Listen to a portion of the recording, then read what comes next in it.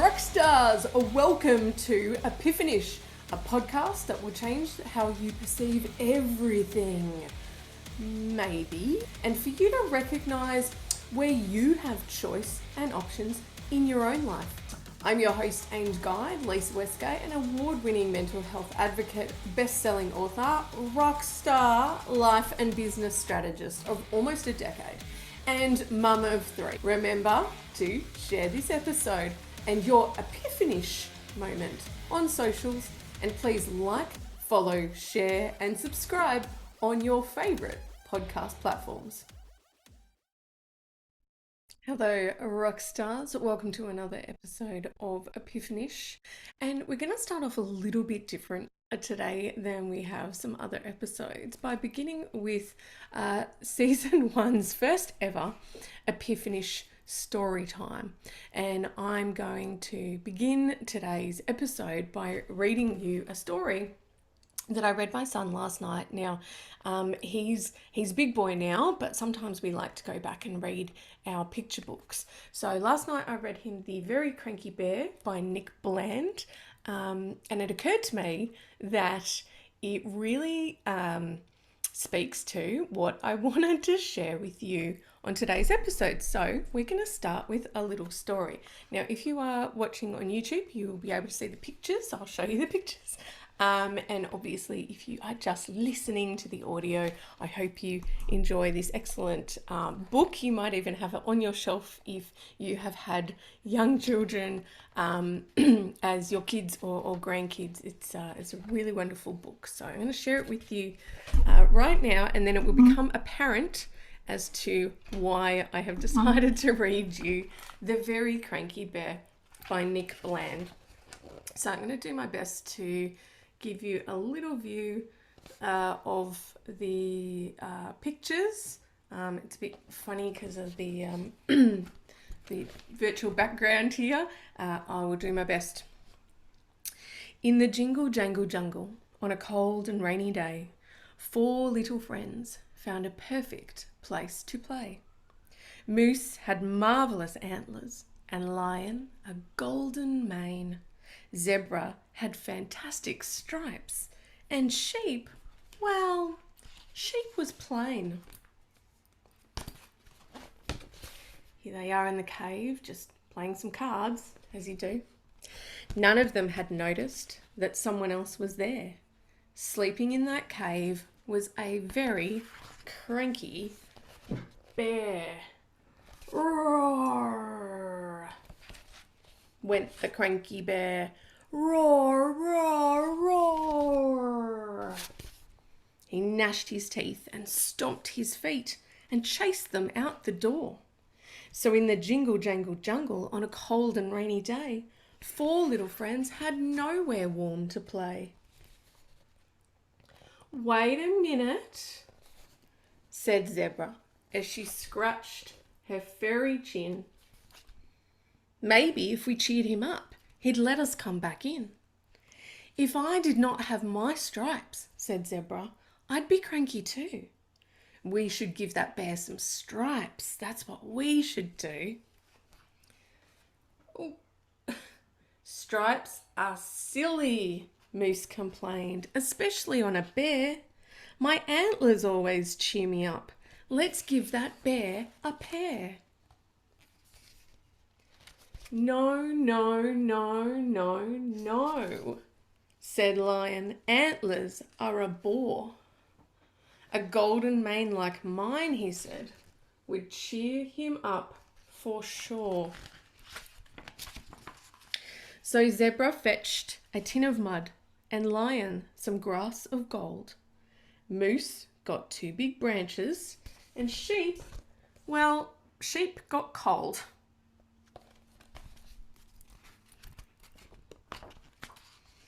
Sheep was getting worried. They've been eaten up for sure. And then from in the cave came a very cranky roar. Oh, they've come running out of the cave at great speed. Zebra, Lion and Moose ran out, and Bear was right behind them. They hid behind the bushes where they hoped he wouldn't find them. Why is he still cranky? He's got antlers, stripes, and mane. Before we gave him those, Lion said, he looked very plain. Wonder if anyone's picked up on the metaphor here. As Bear stormed back inside the cave, he turned and roared at Sheep. All I really want, he said, is a quiet place to sleep. So she fetched a pair of clippers and she clipped off half her wool. She stuffed it in a cotton bag until the bag was full. She tiptoed back inside the cave. Excuse me, Bear, she said. Would you like a pillow for underneath your head? Well, thank you very much, said Bear, and soon he fell asleep. Maybe he was dreaming of a plain but thoughtful sheep.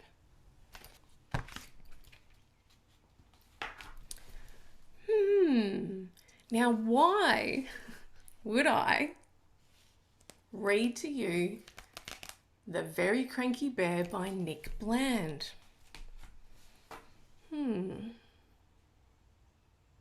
I'd be interested. Feel free to drop in the comments if you are on a platform that provides that facility, and let me know what your thoughts are. I am going to share it with you, so pause me maybe and jump in and share your comments. The Very Cranky Bear.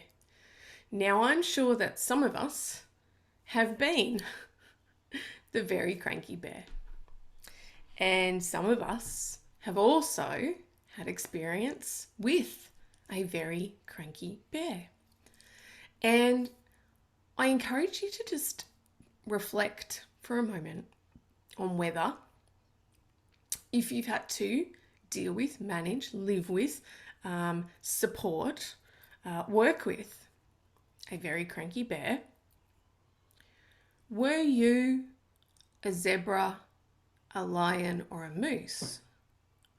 Or were you a sheep?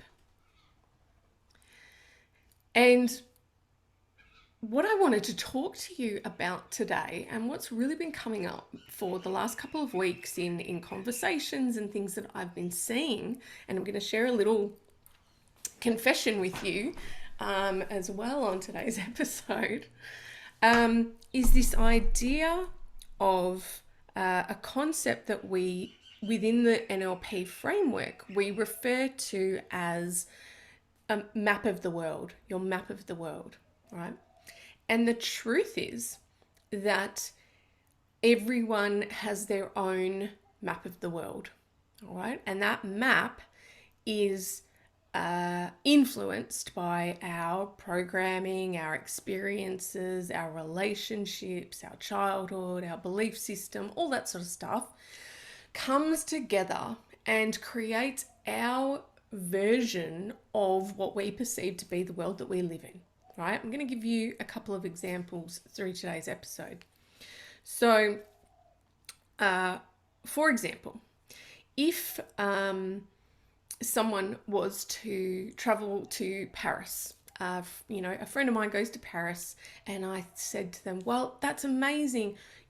How was your trip? Now that you're back, tell me all about it. Where did you stay? What did you do? And they drew me a map of Paris that went, the Eiffel Tower's here, the Arc de Triomphe is here. There's this amazing restaurant we went to here. They had the most beautiful French wines. This is the patisserie that we had breakfast at every day with like fresh croissants and baguettes. It was beautiful. And, they're showing me all the places that they ate and that they visited. And they go, you take this map when you go to Paris, right? And they try and give me their map. I don't drink Typically, I certainly don't drink wine. I barely drink alcohol at all, maybe a few times a year. And I can't eat baked food, right? I'm gluten intolerant and have a whole lot of food intolerances. So that person's map of Paris is not relevant for me. It doesn't work for me. It actually doesn't really help me at all navigate my way, because the preferences or the things that I would want on my map would be quite different. My map of Paris might have museums or really amazing bookshops that smell incredible and, based on my experiences and my interests and my preferences. So again, obviously that's kind of like a simplified version of this concept, but ultimately we do this all the time. We have our own map of the world of how we believe people should behave, how people should relate, what should be their, a priority in life, our values. And what I have been seeing a lot of, over many years, but particularly the last couple of weeks, it's really been highlighted to me that a lot of conflict and misunderstandings and interpersonal challenges can often stem from one person or two people attempting to put their map of the world or give their map of the world to another person without an awareness that they have their very own map of the world. Here comes the confession. Right? Now, as I said, I don't drink, I don't really, go out and party, but everyone, most people engage in some kind of numbing behaviors or something that sort of just allows your brain to switch off, and you can be really, passive and not really use a lot of brain power. And I'm just like anyone else who needs that. And so here's my confession, my guilty indulgence when it's the end of the night and I've been working all day and, parenting all evening, doing all the things and the cooking the dinner and getting the kid to bed and all that sort of stuff. And I think, I just need to switch my brain off.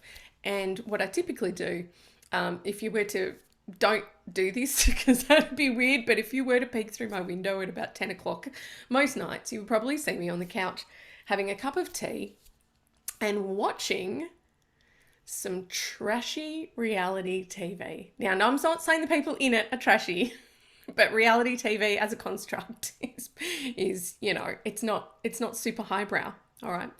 As a lifetime voyeur, as a people watcher, I have often felt on the outer, right? And so I've spent my life observing people, and I think that's why it comes quite naturally to me, in a way, when I work with individuals to identify patterns of behavior or patterns of thought, because I've really been studying human behavior for most of my life. I got dragged out to clubs at sort of, 19, 20 years of age. And as I said, not really a drinker. I got teased because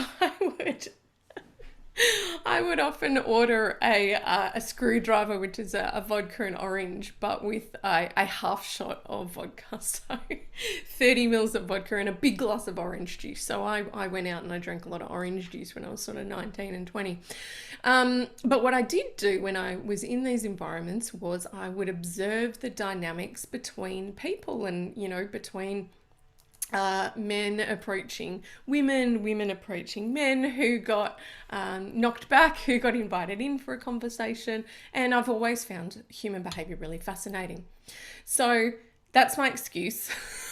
That's my justification for watching reality TV. Now, I don't watch a huge amount and I don't watch all the things. I do have a particular niche that I do indulge in, which is high-end luxury property based reality TV shows. So I can't believe I'm telling you this. Oh dear. Right. So with my interest in real estate and interior design and architecture and people watching, The kind of perfect show for me to sit and binge when I need my brain to kind of switch off is a show called Selling Sunset. This is so embarrassing. Anyway, please let me know in the comments if you're also a Selling Sunset secret fan. I don't know if this is something that we regularly confess to. However, there are things I really enjoy in it. And obviously, one of the things that I enjoy is these really interesting and obviously, heightened and edited and, very carefully put together interrelationships between the characters or the people in the program. And coming back to this map of the world idea.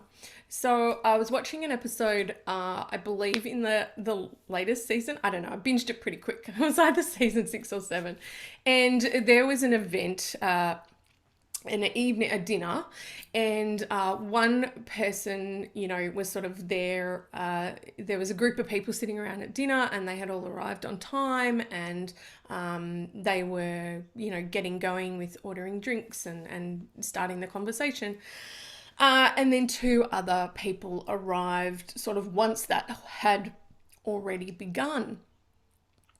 And there was I guess like they, cut away and do a little interview or a little one-to-one to camera with different people. And there was one individual who was at this table and they did this little one-to-one, and she expressed that she found it incredibly rude and disrespectful, I believe was her word, for these 2 other attendees to the dinner to turn up late.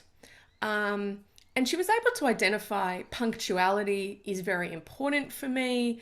I think it's, a really basic sign of respect for the host of the event to get there on time, etc., etc. And she found their late arrival rude and disrespectful.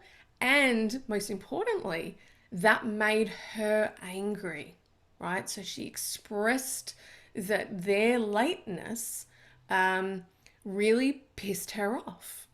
And I thought, wow, isn't that really fascinating? Now, of course, there was not provided for us viewers a one-to-one with the late arrival attendees to explain, why they were late or how they felt about being late. So I'm going to do a little mind read. I'm going to do a little guess here.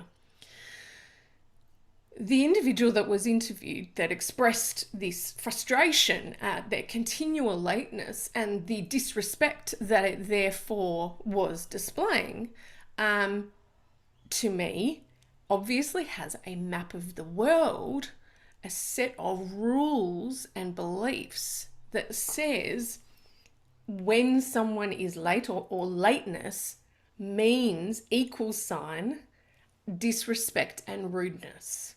Okay, so that's apparently, and I'm, like I said, I'm guessing and I'm just running off the information that we could see, which I'm very aware is super heavily edited. She has this equivalence or rule or belief that this means this, right? Lateness means rudeness and disrespect, and that rudeness or perceived rudeness and disrespect, according to that rule, elicits a feeling of, frustration or anger or, whatever it was in her. And so she was sitting at this dinner, pissed off, right? Throwing them nasty looks. And, I think we've spoken before about, if you've been watching me for a while or following me for a while, you've certainly heard me talk about the reticular activating system, or the RAS. So this is the part of your brain that wants you to be correct, and it will give you whatever you program it for. So let's quickly, I'm going to do a little sidebar. So you guys know me by now. This is pretty common. For example, if you were interested in buying a red Volkswagen Golf and you were thinking about buying a red Volkswagen Golf and you're driving around in your I don't know, Ford Falcon, or I don't know if they exist anymore, but whatever car you have now. But you were thinking, I think I might upgrade, I'm going to get a red Volkswagen Golf. What do you start seeing on the road? All of a sudden, you're like, oh my God, I never realized how many red Volkswagen Golfs there are. There's one, there's one. That is your reticular activating system at work. All right. It's saying, oh, like that one, like that one. And so it changes the focus of what you see. All right. We receive millions of bits of information all at one time, and our brain has to filter through it to work out what's useful, what's relevant, what do we need, and what can we ignore. All right. So you are probably currently ignoring the sensation of your bottom in contact with whatever you are sitting on or lying on, right? You are unaware of how your feet feel in your shoes. Except now that I've said it, you're probably aware of those things, right? So what happens is you are actually receiving a huge amount of input at one time, and there are mechanisms in your brain that filter them out because not all of them are equally relevant. So when you think of a red Volkswagen Golf, your brain adjusts the programming and it says, oh, okay, we're looking for these now, and you start seeing them everywhere. The same thing happens with your RAS does the same thing to make you correct in your feelings. I'm going to bring this back. It'll all loop around, I promise.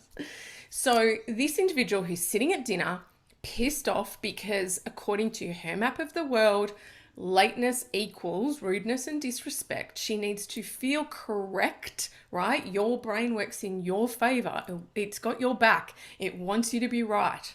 All right. So she's feeling disrespected, angry, and the RAS starts looking for ways to justify the feeling within the body to line it up and make you correct, right?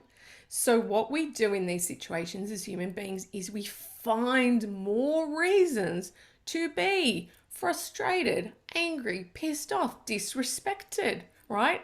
And then you did this, and then that happened, and then so-and-so did that to me, right? And your RAS goes, remember, what about like that time when they did that? And what about that time? And what about this person, right? So just like the red Golf, it's going to highlight or flash or bring into your awareness the things that you are, inverted commas, looking for. And what she is currently looking for in this situation, this example, is things that piss her off and make her feel disrespected, right? So obviously the situation escalated, okay? Let's look at this from the other side. What do we guess, imagine, right? Because we don't know, we weren't given the information. The two individuals that appear to be, if you've watched the show, consistently late, all right? What possibly could their map of the world around, or their rule or their belief around lateness be? Now, there's a couple of options.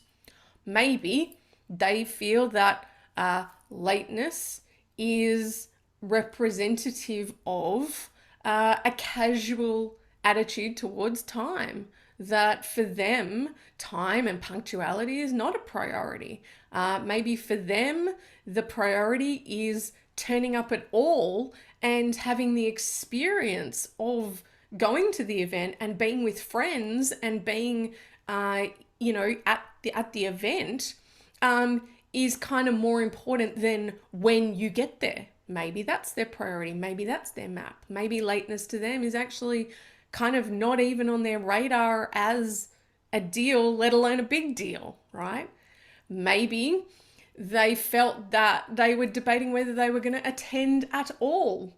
And so by arriving late, their feeling might be, well, you're all lucky we turned up at all. We kind of didn't want to be here. I don't know if you've seen those t-shirts or jumpers that I've seen them advertised on socials, right? Sorry, I'm late. I didn't want to be here, right? So if they're coming from that point of view, that it was a decision between, can we be bothered going at all? Or maybe we'll just get there whenever we get there. Then the lateness is actually indicative of a big effort that they have made to even turn up at all, right? So their map, their attitude, their rule about what lateness means, I imagine is quite different to the person who thinks or believes that it means rudeness and disrespect, right? They obviously don't share that construct or relationship with time or lateness. They don't hold that same belief, or else they would have been there on time, right? Or they're deliberately choosing to be disrespectful and rude, which is a distinct possibility in this particular relationship dynamic also.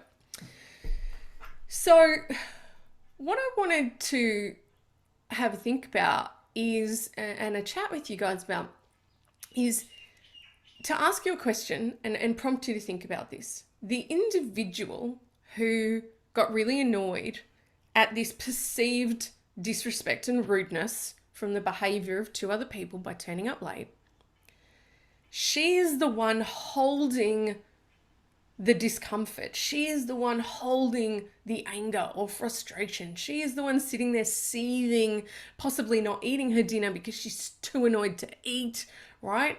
That's her internal experience. And it's actually, here's my question, is it the behavior of the other two people that have made her feel like this? Or is it that she is holding on to this rule or her map of the world that says this is what lateness equals, right? And I would posit to you or propose to you that it's her set of rules and her expectation that everyone else has the same set of rules that leads her to be let down in that and disappointed because you don't get to, right? My friend that gives me a map of patisseries and wine shops, right? She doesn't get to determine where I visit when I go to Paris. Her map of the world doesn't work for me, right? So this individual who's getting really annoyed, one is the one who's, you know, in inverted commas, suffering, right? She's the one in discomfort and getting irritated and having to hold all these uncomfortable sensations because of a rule that really at some point in her life she's made up or has adopted, that this means this. And it's that. And the expectation that, you know, surely everybody would play by the same rules, which of course they don't, because everyone has their own map and their own set of rules that the world, runs by, that is annoying her. This is important because what it does when you recognize this in yourself is that if she's of the belief that it is their behavior that is causing the distress and discomfort in her, then they then have the power over her emotions, right? They then have the power through their behavior about whether she's pissed off or not.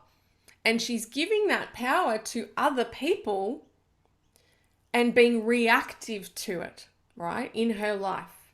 So anytime anybody is late to an appointment or a lunch or a, catch up, this thing like sets itself off and goes, oh, rudeness, lateness, disrespect, how dare they, right? And she experiences this collection of uncomfortable feelings.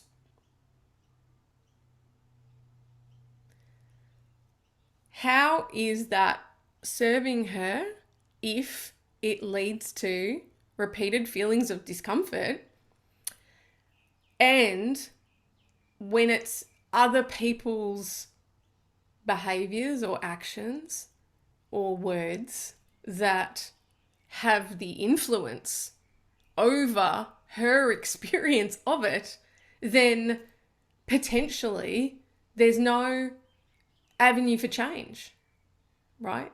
So for her to not experience those feelings of being annoyed and feeling disrespected and all of that, she needs everybody else who's ever been late or has a different relationship to punctuality to change their behavior, and then she can relax and feel respected because everybody else is now turning up on time. Thank you very much. You've all fit into the way that I think the world should work. Well, what's the likelihood that that's going to happen? That everyone that she will ever come in contact with is going to be on time? Out of 10, what do you think? What's the likelihood of that happening? Right? Slim, especially because she does not appear to have an awareness or be able to communicate this to anybody. So it's a private torment. The opposite option to that, the choice that this person has, and I'm hoping that this is giving you an opportunity to reflect on yourself and maybe some of the people around you. And this is not an opportunity to shame anybody, right? Because this is all, most people, this is unconscious, right? They don't know that they're doing it, and they don't know that they're holding on to this stuff, okay? So if you're having ahas right now listening to this, feel free to share it with someone that you think might also have an aha, but understand that before you heard this, you may have also been running, more than likely, your own unconscious programming, right? You've got your own rules. Maybe it's not about punctuality. Maybe it's about household chores. Maybe it's about, right? There's other areas where we have these sets of rules within our map of the world. This is what I expect. This is how people should behave. This is what, should be valued. Well, that's cool. But understand that not everybody is playing with the same set of rules. They're not reading from the same map. Everyone has their own version of this, okay? Right. The opposite choice, the opportunity here, is for this individual to maybe listen to this podcast, perhaps, I don't know, is to reach a point of reflection where they understand that by choosing to redefine the meaning of lateness in others, she can relieve herself of that frustration and discomfort. Okay? So when we understand that we are running these programs, we're running these rules, we're living by our own map, and it's our map. So if it's not working for us, we can change it. That's when we become empowered. So let's run this out. If she was to listen to this episode and recognize, oh my God, it's me that's getting so frustrated because that's what I'm making lateness mean, because that's how I was brought up, etc., etc. And it's causing me a lot of discomfort to hold that belief. I'm going to choose something else. I'm going to choose lateness means that potentially something has happened on the way to the event, and I'm going to choose to believe that anyone who turns up late to anything, they got there when they could. That's the best they could do on the day, in the moment, and maybe they've got some other stuff going on. And it's actually not about me. It's not about disrespecting me. It's not about being rude to me. It's probably because they have their own reasons for being late. All right? So when we can redefine these things, and you've heard me advocate before for approaching with compassion and curiosity. Wow, I wonder why they were late. Maybe something happened on the way. Did they hit traffic? Was there an issue with the water at their house that they couldn't, they had to wait before they had a shower? I mean, who knows? There's infinite possibilities as to why someone would arrive late, right? So when we consider it with compassion and curiosity, and we assume that it's actually not a reflection on us, that they have a different map of the world, they have a different relationship with time and punctuality, and so be it. If this individual had adopted, if that was the belief system, if that was the meaning that they had created and attached to lateness, then where is the space for the anger and the frustration and sitting there seething and pissed off, right? If someone turns up late and you go, oh, you're late, hope everything's okay. And they go, oh, yeah, I just lost track of time and got here when I could. Okay, well, we're just really glad you're here. Okay, well, that is a very different energetic space to hold within yourself rather than, oh, God damn, I guess, this means that and that means this and I feel this way and oh, now I can't eat because I'm so annoyed, right? So the power lies in owning the understanding that it's not their lateness that has pissed this lady off. It's her rules around what that means. It's her map of the world around punctuality that is creating the annoyance, right? Or the frustration. They're going to do what they're going to do. You can't control other people. They are who they are. They're running their own map. They're doing their own thing. And so what I think is this has highlighted to me, and I see it in, the real world, so to speak, a lot of these misunderstandings and miscommunications and people holding on to an emotional response to their perception or their belief about someone else's choices. What are you making it mean? And is it that meaning that you've attached to that other person's behavior or what they've said or whatever that's irritating you? Because the power lies, the empowerment piece is change your relationship to that thing. Now, that doesn't mean that this individual needs to rock up late everywhere, right? She gets to maintain her value of punctuality, but what she's doing is releasing the attachment to that rule then having to apply to every other person on the planet, right? So you can still uphold your values and show up in the world the way that you want to show up in the world, but the relief comes from releasing that expectation of everybody else playing to your set of rules, right? So I'm just going to take a second and I just encourage you to reflect on where is this showing up in your life? Where have you potentially had misunderstandings or conflicts, or maybe it hasn't come out. Maybe you're suppressing those feelings of irritation or frustration or disappointment in someone because they didn't say that thing that you thought they would, or they didn't do the thing the way that you thought that they should or anticipated they would, or, right? And I'm pretty sure you can think of an example in which, and I've done it too, right? And I'm teaching you this stuff, but I've done it too, where we have expectations of others based on our expectations of ourselves, where we think the line should be, what we think is valuable and appropriate and matters and is important.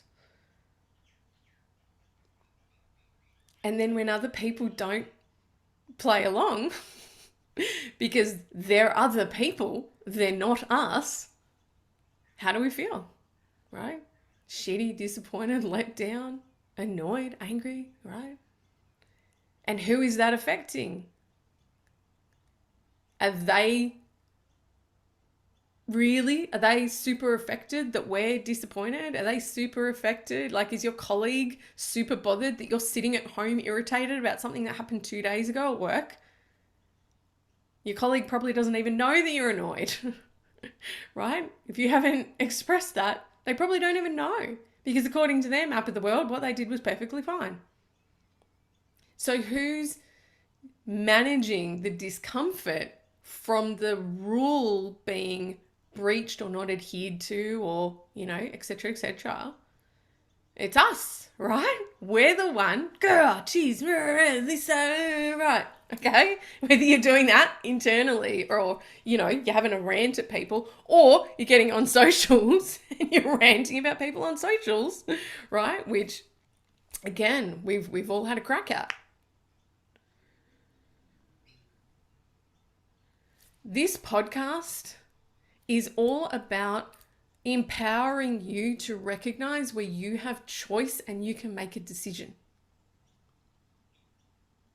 Having this conversation with you today, my intention is to highlight for you some areas where you have some choice and decision, and therefore you are empowered in these situations. Now, I am recording this and releasing it on the 1st of December, 2023. 1st of December. It's the countdown to Christmas. Christmas is often, or the holiday period, right, is often related to family.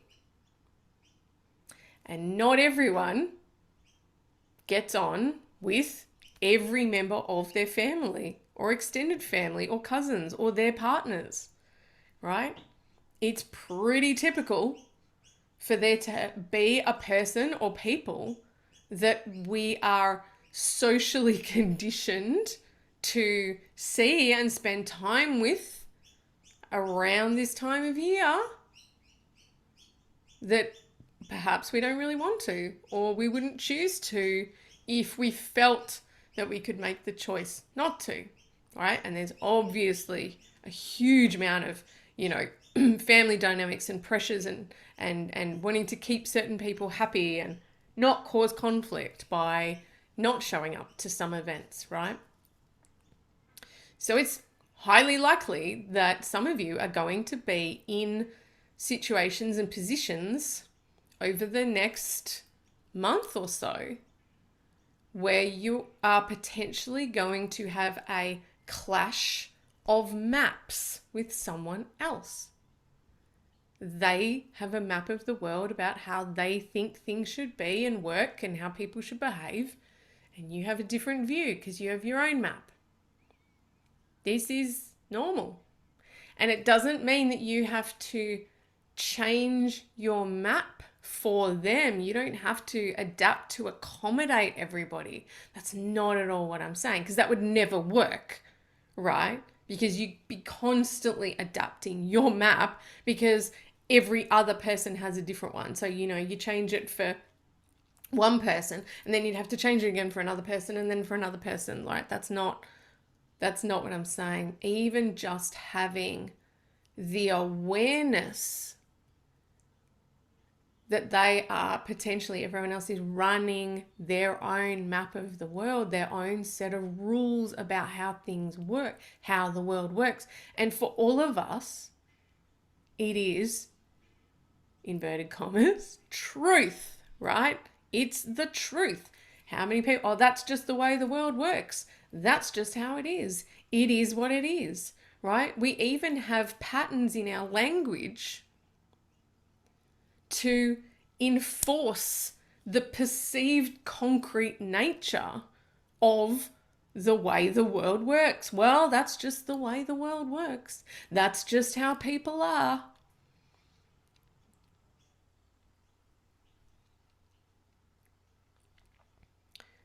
Our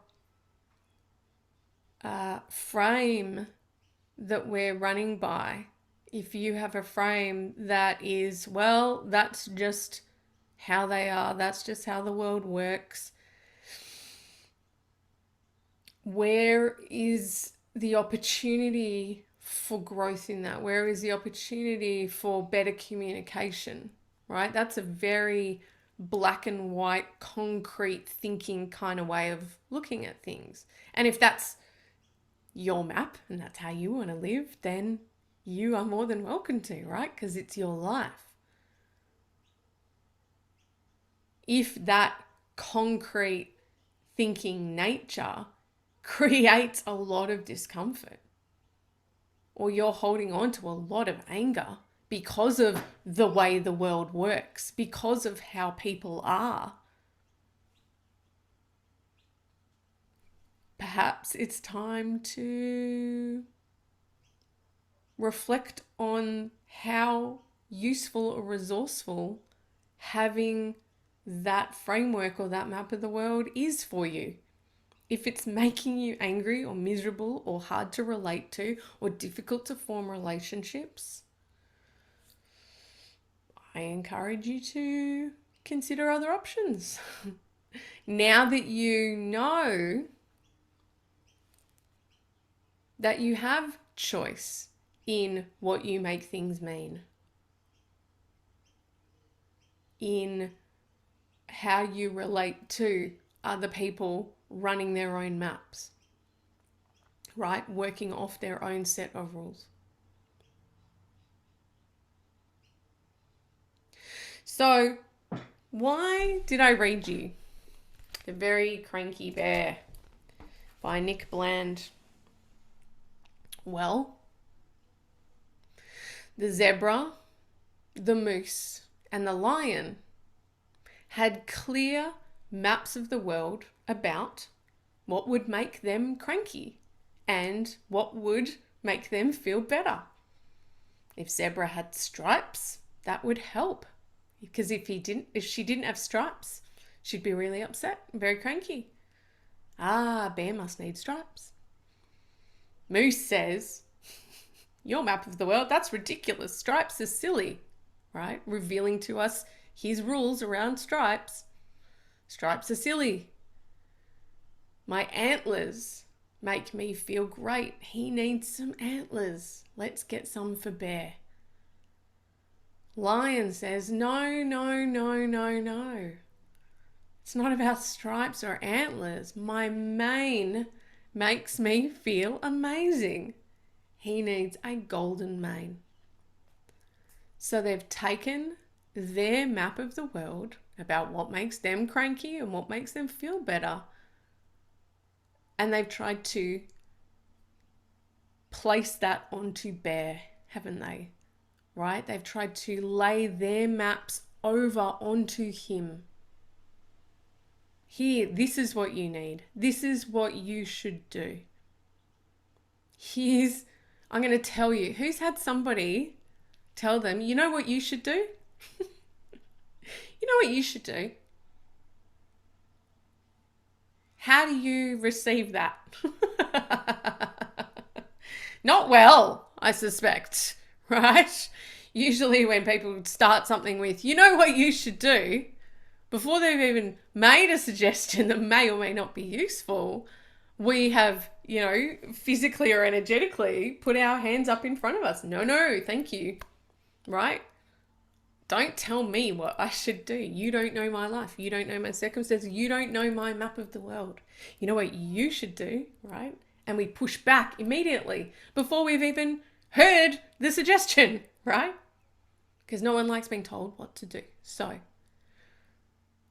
they placed their map of the world around crankiness and relieving crankiness onto Bear. And how well did it work? Not great. He didn't receive it well. What did sheep do differently? Bear yelled in sheep's face, all I really want is a quiet place to sleep. Sheep didn't yell back, don't get in my face, don't you yell at me, right? Sheep listened. He just wants a quiet place to sleep. Sheep listened. And then took an action based on the listening, created a pillow.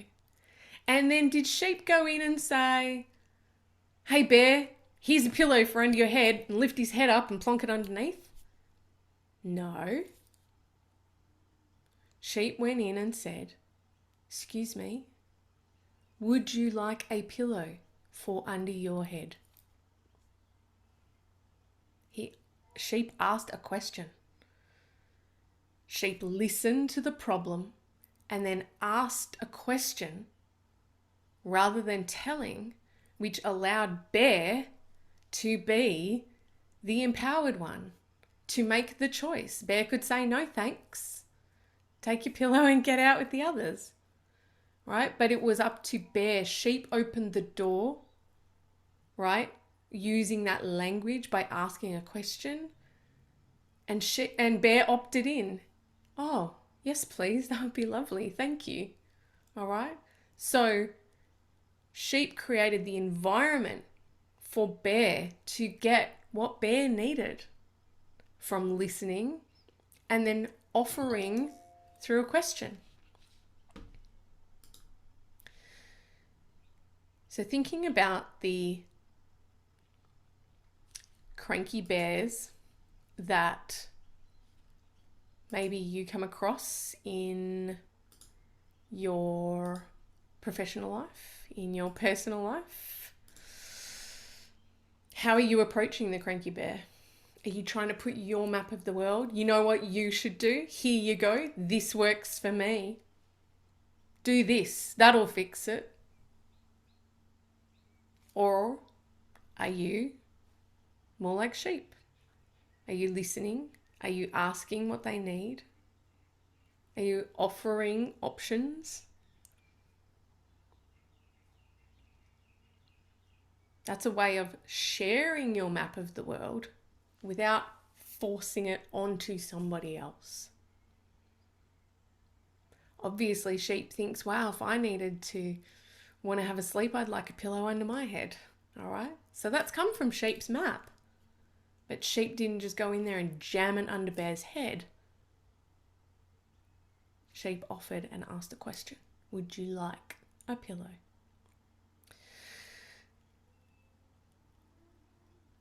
This has been coming up in my conversations with people the last couple of weeks. And obviously in my guilty pleasure of watching, highly edited and manipulated reality television. And I think it's also a really useful understanding to have, particularly coming into the holiday period and knowing that this is a really difficult time for a lot of people.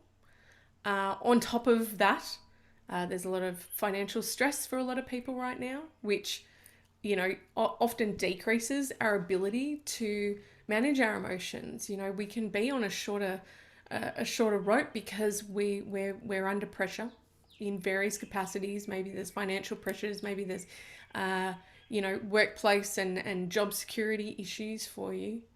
Right? There's a lot going on right now. There's a lot going on in the world. There's a lot going on in people's households. I hope that you can remember that everyone's running their own map of the world and to take that into consideration in your communications and your interpersonal relationships. And ideally, as always, as I, have said, it feels like infinitely for almost the last 10 years, the keys are really curiosity and compassion. What if it wasn't about you? Right? Their behavior or their action or their thing that they said or the way they said it, right? Just hold back for a sec. Okay, hang on. If this isn't about me, the way that they have just said that or the way they've done that, what's going on for them right now? What pressures are they under? What's their map of the world around this issue or topic, right? Be curious, be compassionate, and always remember to apply that curiosity and compassion to yourself as well. Thank you for tuning in to another episode of Epiphanish. I hope you enjoyed story time, and I hope that this episode gets you thinking a little about what your map of the world looks like and whether there are elements in that that are serving you and potentially not serving you. Are you holding on to some rules and programming that's actually not yours, right? Maybe you've had it passed down to you. Maybe you've taken it from, parents, caregivers, grandparents, people around you as you were growing up, right? And you've adopted these constructs, these rules, but actually they don't help you and they make you spend time in discomfort or unpleasurable feelings. And of course, if that's the case and you would like to get some support in reprogramming some of those rules and belief systems and sifting through and sorting out what works for you and what you want to keep and what's not working for you and what you'd like to get rid of, then please reach out to me via socials or the website or email or any of the ways that I'm available. All the links are, of course, in the show notes. And let's have a conversation about the way that I work with my VIP coaching clients. So at the moment, the way that that works is an intensive 3-month coaching period where we have weekly coaching calls, and then there is an ongoing monthly maintenance opportunity to just have a check-in and have me hold space for you in an ongoing capacity as your personal coach that you have, on tap, so to speak. So if that is an opportunity or an offer that you would like to talk to me about and you'd like to get more details about, please click one of the links that gets to me in the show notes. I'd love to have a conversation with you about how you would feel if you allowed yourself to release some of these old programs and stories and map structures that are making things more difficult than they need to be for you, and what some new ideas around what we could make things mean and what the rules of the world could be for you that would enable you to be more at peace, more at ease, having an easier life of generally getting along with people and not being super reactive. I would love to have that conversation with you. So I trust that this episode has been useful, that it resonates, and at the very least, you very much enjoyed my reading of The Very Cranky Bear by Nick Bland. A final shout out to my son, who I read it to last night when I had that light bulb aha moment to come and share it with you today as well. Take care of yourself, compassionate and curiosity as best as you can, and I will see you next time.